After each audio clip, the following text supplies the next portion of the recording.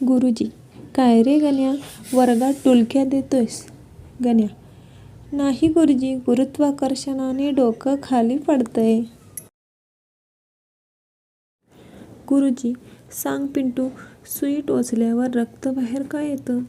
पिंटू, सुई कोणी टोचली ते बघायला. मुलगा, मला तबला घेऊन द्या ना. वडील, मुळीच नाही, तू घरच्यांना त्रास देशील.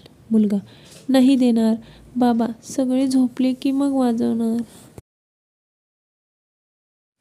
चिंटू, ती समोरच्या बंगल्यातली मुलगी आम आदमी पार्टीची मेंबर आहे.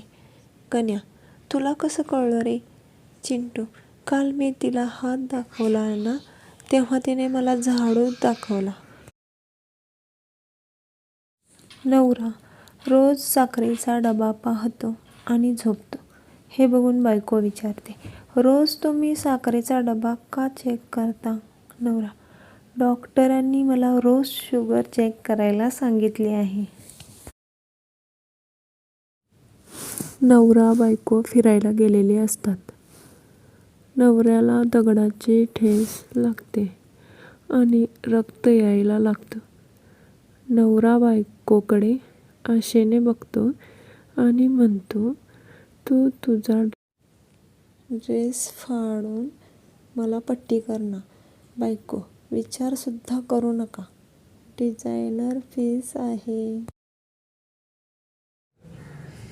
आज असा चहा बनव की तन मन डोलायला लागेल. बायको, आपल्याकडे म्हशीचे दूध येते, नागिनीचे नाही.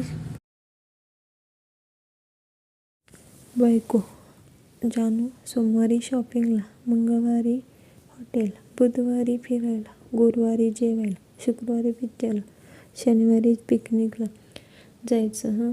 नवरा, रविवारी मंदिरात जायचं बरं का. बायको, कशाला? नवरा, भीक मागायला. टीचर, कोणत्याही एका वैज्ञानिकाचे नाव सांग.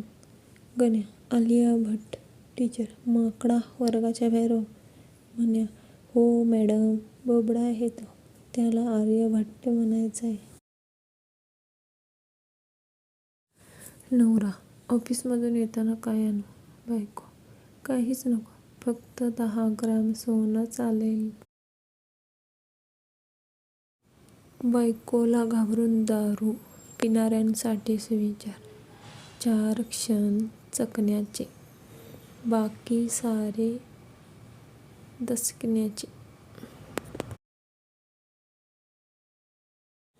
12 महिने तोंडाला रुमाल बांधून फिरणाऱ्या मुलींना लग्नानंतर नुसतं डोक्यावर पदर घे बोलल्यावर एवढा का राग येतो? एक चिडलेली सासू.